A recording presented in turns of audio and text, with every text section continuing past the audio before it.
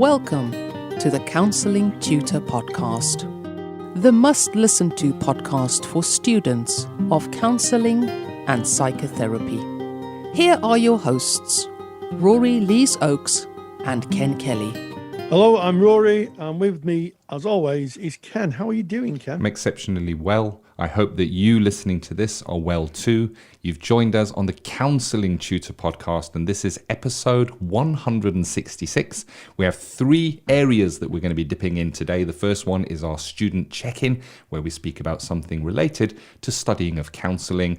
Then we're going to go into the Counselling Digital Revolution, where we speak about how therapy is now working through the lens of modern day technology. And we're going to be ending with Practice Matters, where we kind of look at something that may present in the practice of counselling. And in our student check-in, we're going to be speaking about self-concept and focusing on the Johari window. In Digital Counselling Revolution, we're going to be speaking about what the effectiveness of online therapy is. What is the research telling us today? And we're going to be ending with Practice Matters, remembering what to write in the notes after a session. So let's start off with our check-in, student check-in, self-concept, Johari window. Yeah, so we're obviously grateful for our contributors, and most of the contributions either come from the mailbag or from our Facebook page. And if you want to join our Facebook page, you can find it by going into Facebook, typing in Counselling Tutor, and you'll find us. We're a closed group, but knock on the door. We're a friendly bunch. We'll let you in, and you will find thousands of like-minded people. As I say every week on the podcast, we have students, we have tutors, we have a smattering of supervisors, and we have a lot of qualified colleagues all there to help you on your counselling journey. And this question comes up quite often in the Facebook group: self-concept. What is self-concept? And, what are the models of it? And I think that one useful model that we can look at to help gain our self-concept and really understand who we are is the Johari window, which sounds very Eastern Johari. It sounds like it may have come from China or Japan or maybe even the Indian subcontinent. But actually, it's a little bit more prosaic than that. It was invented by Joe and Harry Luft. And it's like a window. If you think of a window with four panes in, and what happens is that sometimes in class you're given this four-pane window and you're asked to write in one pane, the top left-hand pane, what do you know about yourself and what do others know about you? That's quite a simple starter, isn't it, Ken? It is, yeah. Known to self, known to others. It's what is like plain. Everybody knows. Yeah, everybody knows, and that's a really interesting one. And then you could go across. You go kind of right across to the next pen. Go to the right, and you write in things that are known to others, but we don't know ourselves. They're interesting, those, aren't they, Rory? They're interesting. And when I did this, I was when I was a younger teacher training at Townside College. I was teaching Johari window to some level 2 groups, and I was saying, I wonder what I could put in for this. And one of my colleagues said, "What about talking to yourself, Rory?" And I said, "I don't talk. What do you mean talking to yourself? I don't talk to myself." And he said, "You're constantly talking to yourself." Yep. And I said, "No, I'm not." And he said, "Yes, you are, Rory. You're just a stream of consciousness from the minute you come in the office to the minute you go out." And I never realized how much I talk to myself. So that wasn't known to me, but it was known by everybody else. There's a little bit of irritation, I think, as well there. I think I probably was disturbing people. So I learned from that, which is all part of growth. Yeah, that unseen, when you don't see it yourself, seen by others, a great place for developing that is the PD group, where you've got that feedback. Because by the very nature of unseen to self, you can't sit down and write a list of all the things that are unseen to yourself. It has to be kind of presented by another person, kind of feeding that back to you. And of course, as soon as it's fed back to you and you see it, then it's known by someone else and it's known by yourself. So it moves panes in the windows. And that's the whole point of the Johari window. It moves to known to self, known to others. So it becomes clearer, I guess. Yeah, absolutely. And that links very strongly into feedback and to self-reflection. When someone said to me, I talk to myself a lot, I had to go and have a long think and think, well, that must be really annoying for. It was a small office, I seem to remember. It must be really annoying for people. I must keep an eye on that, or an ear on that, and also just a thought process about why I did it. Wonder why I do that, and that again, after a bit of thinking, became clear. I like the idea of having a voice that I can hear. I can say it out loud and then I can listen to what I'm saying. And sometimes it's different to saying it in your head. It is for me anyway. And then the pane on the bottom left-hand side, if you're looking at a set of 4 panes of glass on the bottom left, is known to self, but not known to others. Uh-huh. And I think that is where we talk about therapy, where we get someone who comes in and they've got, we'll use the word secrets, but things they may be ashamed of or they've never spoken about. And they know it themselves, but they don't know others. They don't share it back to others. And I think that is where, the initial stages of therapy really start to take place, where people sit and share what they know about themselves, and they want others to hear that and maybe make some sense of it. Very much the therapeutic pain, Rory, in the Johari window, and that known to self but unknown to others. It kind of implies that we, like you say, Rory, that we may internalize that we may hold it, and kind of presentations like, I can't tell anybody that. I would be unlovable if people really knew what I'm holding inside. And if you go to Carl Rogers' core theory, he speaks about incongruence, and that is the epitome of incongruence. It is when you feel one thing internally, but you show something differently externally. So I know this about myself, but I will not show it. I'm going to hide it. I'm going to pretend. I'm going to play a part in my own life. A really powerful pain. Absolutely, and you're just so astute, Ken. You've linked the word pain and pane of glass. I'd never thought of that. It's so smart. And then finally, if we go to the pane of glass on the right hand side, the bottom right, that is unknown to self and unknown to others. And the question always came up when I used to teach this. Well, if it's not known to you and it's not known to anybody else, then who knows it? And it speaks to the journey of self-discovery. And again, it's very much a process of therapy where you find things out about yourself that actually you didn't really know you could do. As someone who's been practicing for 20 years, and I've seen people who've said, I never realized that I could actually do that, and I can be that person, or I can make that move in my life. And the only way that can happen is where there are 2 people. That 4th pane in the bottom right-hand side is guided learning, guided discovery, where you're with someone and you're finding out together. And that's really isn't it, the journey of therapy, where the therapist and the client are looking at the client's lives. We always say 2 people for the benefit of one, yeah? And what happens is that clients can say, I can actually do that. I can become that person. And that links very much into Rogers and that process of becoming.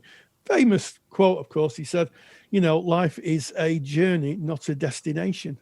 Indeed. And that 4th pane, that unseen to self, unseen to others, how you might see that presenting in the therapy room is when you're working with a client, maybe there's a period of silence where the client is processing what's going on, and they might come up and they might go, you know what? I've just had a penny drop moment. I've just realized something that I've never seen before. And there it is. And Rogers speaks about the edge of awareness, where something is kind of not in awareness. If it's in awareness, you know it. But when it's just on the edge of awareness, it is still there. But it is maybe just out of grasp. And as it falls into awareness, of course, you change pains from unseen to self, unseen to others, because it becomes seen to self and seen to by another within that therapy session. And of course, we could delve, which is not person-centered, into the unconscious, where they live in the unconscious. But it's just an interesting concept. But it is also, if you think about repressed memories, where somebody might experience trauma, and that is unknown to self because they're not able to access that part. But when working with somebody therapeutically, and there are, of course, other triggers that can kind of trigger that, it may fall into awareness. Yeah, so you might be listening to this and think, oh, there's so many panes of glass here. I've got a bit confused. Well, not to worry, because if you go to counsellingtutor.com, our main website, and look at the podcast tab, go to podcast 166, I have included a handout on the Johari window, which shows the panes of glass, the sequence of known to self, known to others, etc., and you'll be able to download that into your inbox, and you'll be able to look at that. And my challenge to you is, if you've got a bit of free time with your student colleagues, why don't you explore that? I think it's as a lesson. When I taught, it was one of the most enlightening lessons that you could do. People came away with new awarenesses, new realizations. And, I think when we talk about that pane in the bottom right-hand corner, it new hope, because people think, well, maybe I can do this. Maybe with some help, I can do this. I can become this. I can change this. And that is the journey of personal growth. And it's also very much one that we see in therapy. It's a very useful model, I think, the Johari window. It is a great tool, a personal development tool. And we started off by saying self-concept linked to the tool of the Johari window. And self-concept in its basic form links to person-centered therapy. And it is the idea that we hold of who we are and how the world is, and it's really interesting. By kind of doing the exercise of Johari window, we learn more about ourselves, and that is what self-development is about. And self-development can sometimes be very painful. There are things that can come from that other people might see that we don't see in ourselves. As you mentioned as an example, Rory, that you might be talking in the office and that be kind of not a conscious activity that you're taking part in. You're not seeing that happening. When that's fed back, when something unseen is fed back, it can be quite a painful process in the beginning to deal with that. But the whole idea of the Johari window is that the more we work on self and the more we develop self, the more of us, the more of our self-concept goes to that top left-hand window, which is known to self, known to others. That is the clearest of the panes to work through. And kind of you work in all different directions. So unseen to self, unseen to others. I mentioned that you might have a breakthrough and then you and your therapist know about it, but you may then choose not to share that information with anybody else. If it's new learning, maybe of something really traumatic, maybe just using an example, maybe abuse that you suffered at some stage in your life, there may be a period of working through that. It may go into known to self, not known to others, and you'll move through the different panes as you develop your self-concept. And the Johari's window that Rory's given us as the free giveaway, counsellingtutor.com podcast tab, episode 166, today's episode. Go and download that. You can have it. That is taken directly from our counselling study resources. And we have an entire lecture on self-concept by Emma Chapman that has just been recently added to our counselling study resources. Counselling study resources is really a bank of resources, a library, if you were, of tools, lectures, and downloadable handouts related to the study and development of counselling. And it covers all aspects from theory to the skills that you might practice on your course.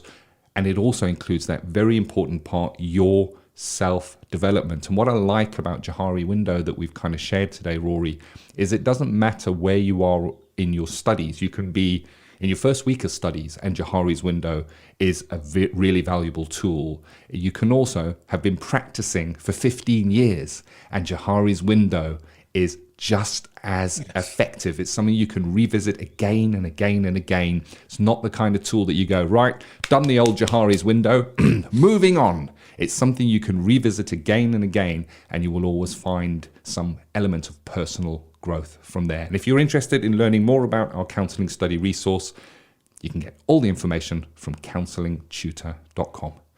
Well, that was our student check-in, hopefully useful to all. I know I find that useful, and I guess as an eternal student of counselling, Rory, we're now going into our Digital Counselling Revolution, where we're going to be speaking about the effectiveness of online therapy. Digital Counselling Revolution. Online therapy would seem on the face of it to be quite a new phenomenon, certainly with COVID becoming very prevalent and people having to change their practices and the way they work and train to work online. One would think that it's something that only happened maybe within the last 18 months. Actually, online therapy has been around for quite a long time. And there is quite a bit of research out there to speak about how effective it is. And I guess as an opening challenge to anybody who's doing any research, I think this is a really rich area because in terms of research, one of the things that is really important is sampling the amount of people who you interview or the amount of information you get. And previously it's been relatively low because it's been quite a niche profession, online counselling. But now it's become into the mainstream. I think it's going to be a developing area of therapy. And what's really interesting, already there's some interesting research coming out. And I'd like to thank our good friend Mick Cooper, who passed on some research in his blog from Aileen Trina, who researched relational depth in 2017. And she came across, and you never guess what, Ken. You'll never guess. Tell me. Tell me. It's the dodo bird theory. You know, the idea that all therapies are equal, and it's the relationship. It's sometimes referred to as common factors, and even in online therapy, common factors is the most important element of a predictor of success in therapy. And she went on to research and say that, in fact, part of the common factors element is there is not a big focus on the modality of therapy, more a focus on the relationship. So I think that's quite interesting. Even online, it's the quality of the therapeutic relationship that gives the best indication to a positive outcome in therapy. And considering that we are moving from face-to-face, we talk about a digital revolution, moving from face-to-face to online or by the phone, still that comes through, the idea that it's the quality of the therapeutic relationship. It just seems to be an evergreen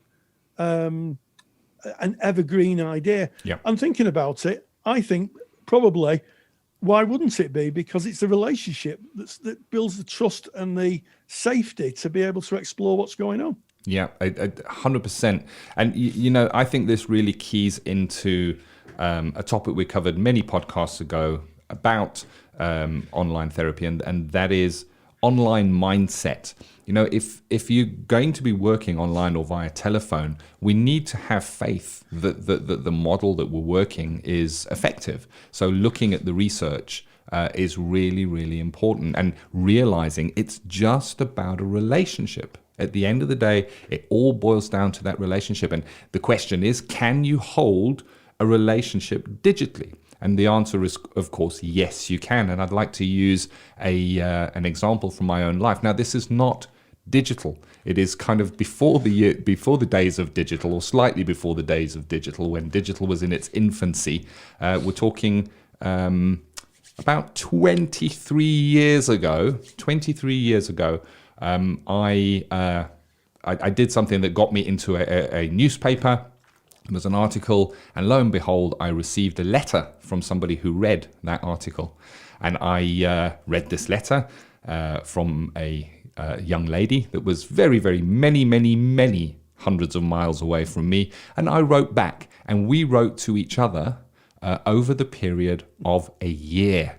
And that was our only communication. It was pen and paper, writing to one another over the period of a year. And I really felt that I got to know this person. She felt that she really got to know me. We eventually met up, and we had so much that we already knew about one another. It was almost like love at first sight when we saw one another, because we had an existing relationship in place. And I'm very pleased to say that we got married, and we celebrated our 21st wedding anniversary just a few days ago from making this recording. And I think that is an example that a relationship can be built up without having to physically be there in person. Exactly, Ken, and what a great story. And the other thing, of course, is that what you're talking about is asynchronous communication, which very, very much links into the online world. Asynchronous is where nowadays we talk about text or email, but you sent some information. It went by the postal system. It was received. It was read. It was consumed. It was thought about, and a response was sent.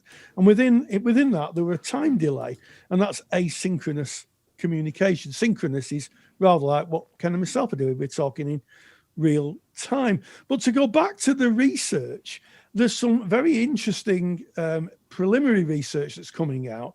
And again, talking about the research of Aileen Trainer, she said that internet-based interventions are more likely effective in treating psychological problems such as PTSD, panic, and anxiety attack. And she concluded they may be less suited to psychological, physiological, or somatic disorders.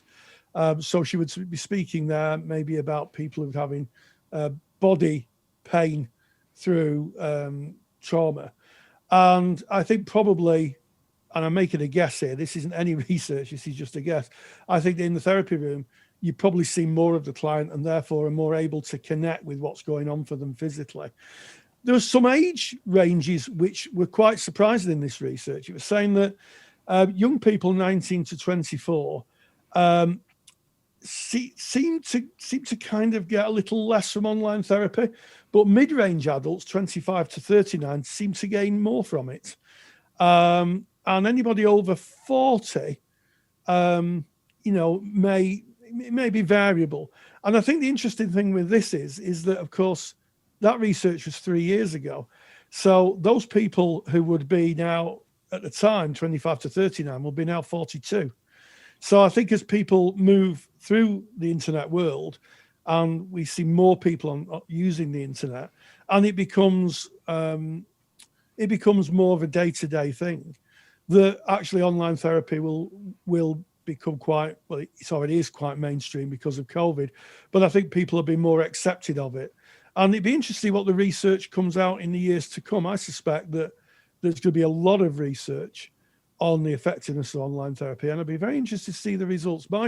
My feeling, and this isn't scientific at all, is that it will be very positive, because it just comes down to people wanting to be heard. Yeah. And wanting to speak their truth to someone who's independent. Yeah, someone who listens non-judgmentally. But it just really does boil down to the basics at the end of the day. I think it's about looking past the fact that there is technology that is kind of mediating the relationship. At the end of the day, it's all about that relationship. And you're right, Rory. I think we're going to see a lot more in terms of research as the sample size increases. You spoke about the effectiveness of research is based on the sample size. The bigger the sample size, the better the numbers you're going to get out of that, or the better research findings you're going to get. And the numbers of clients now taking up online or telephone counselling is just rising and rising and rising. And you mentioned, Rory, there's nothing new about online communication. It's been around for some time. I did my qualification in online and telephone counselling back in 2012. And back then, there wasn't as much research as there was today. There was some research about, and it did show that there was positive outcomes from online work, but so much more work has been done. And who knows, maybe you listening to this, you might go on to do some research yourself. And we hope that anyone that is doing any research, ask you, please share that with us. We'd be very, very interested in those findings. We like to report on the Digital Counselling Revolution, and that research is certainly part of that. Absolutely, it will drive forward what is now a becoming a mainstream way of practicing, and I think we're in for a very exciting time. I think that the move online is just as exciting as Rogers buying tape recorders in the 1950s and sitting around a reel-to-reel tape recorder listening to counselling interactions and doing the Q-sort research. Look it up, Q-sort research. But it is a growing edge, and I think a really ripe area for research. So I'd encourage anybody who's thinking of doing any research to start there, because I think that I think our profession would really benefit from it. Definitely. Like anything, it's about training at the end of the day. Train in online and telephone therapy to become competent and to get the skills needed. And we do offer a training course in online and telephone counselling. And if you're interested in the Counselling Tutor online and telephone counselling course, you can get more information just by going to counsellingtutor.com. All of our information is there on our mother site. As we walk away today from the Digital Counselling Revolution, we now go into Practice Matters, where we're going to be speaking about remembering what to write in notes after a session. Practice Matters. I think one of the perennial challenges, certainly when people start training, is to remember what the client said and remember how to write it down and construct notes.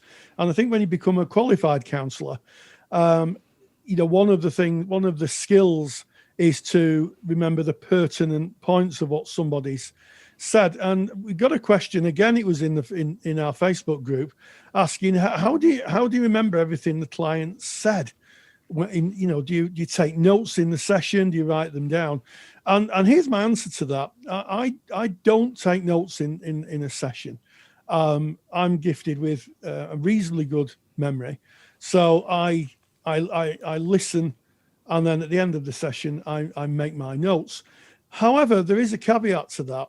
If there's something that is really complex, where a client's talking about like multiple people, or huge amounts of information, or a safeguarding issue, I may very well say to my client, look, I hope you don't mind, but I just want to make sure that I remember this. Would it be okay if I just took some notes?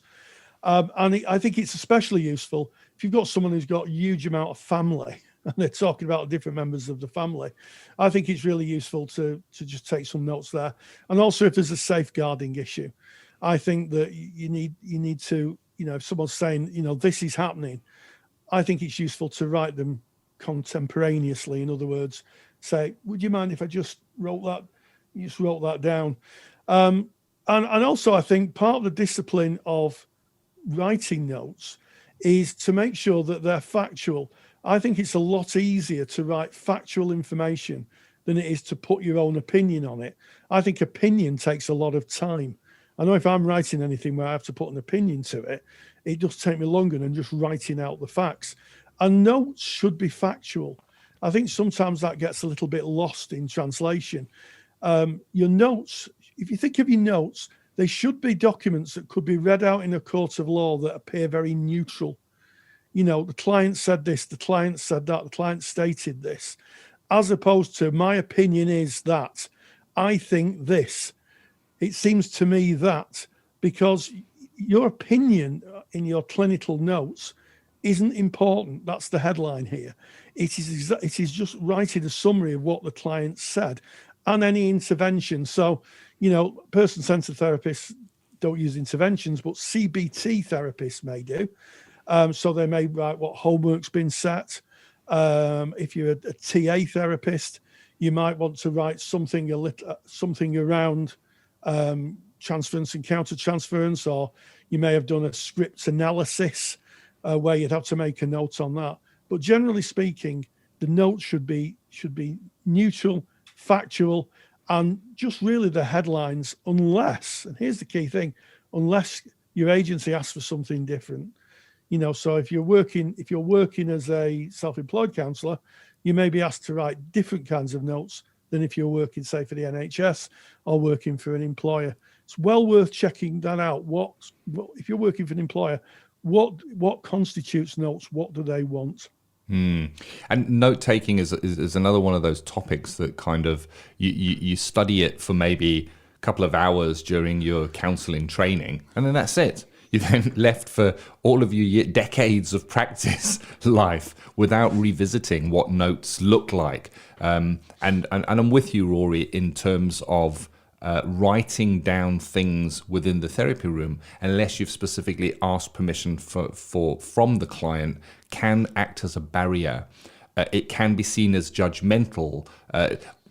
sometimes in films, in the media, they kind of show a therapist and the client relationship, and the client will say something, and then it'll kind of cut to the therapist go and writing it down. What's going on there? Is that really a non-judgmental relationship? And there are times, like you say, Rory, that it is a good idea to write something down and just check in with the person and say, wow, is it okay if I just write that down so that I can remember that?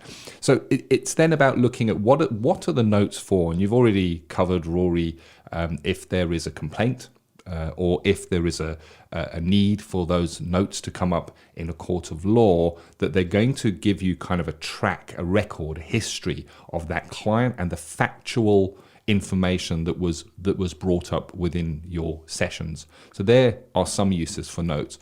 But the main use for notes is to kind of refresh your memory when that client comes in, because you might be working with quite a client base, and it's very easy for one story to kind of blend with a different story. So just getting your facts right before that client comes in, refreshing your memory of who they are, what they're bringing, where they're at in their therapy. A client may say, as they're just about to leave, blah, blah, blah happened to me, but you know what, I'll bring that next time. Have that on hand. If that's what they said, they want to bring it next time, at least have it ready. Doesn't mean you have to introduce it and say, aha, when you left last time you said you wanted to bring this, but they may well bring that in, and then you can kind of bring in and say, yes, you mentioned that you might like to bring that this time. So you kind of with them, fully understanding them. And with the writing down, like you say, Rory, when it comes to names, if a client is sharing names with you, their children, their partner, their family, work colleagues that play an important part in what they're feeling and what they're experiencing, that's important to them. That is really important to them. And it should be important to us to be able to know who they're speaking about and to be able to reference those people by name if we can. And notes is a great place to kind of just refresh yourself of the names. And there can sometimes, Rory, as you say, be quite a few of them.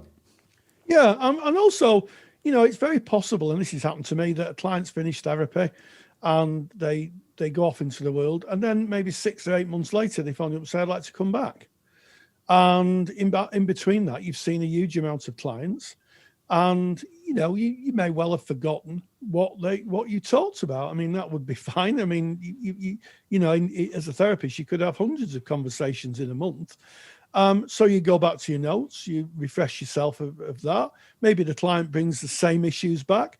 Maybe the client brings a whole fresh set of issues, in which case reference to notes may be useful in terms of saying, it reminds me that you're talking about this and this happened to you the last time we met, just to link things together. So notes can have a quite a useful function. But as I say, when you write your notes, keep them factual. Don't put your own opinion in. You can actually, if you want to, there's a tradition in person-centered therapy about having what's called process notes, which usually is in the form of a journal a therapist would keep, and they would write in their own processes, how they're feeling, what's going on for them in regards to the clients, and that would be their own personal journal and self-development book. And sometimes that can be taken to supervision and shared.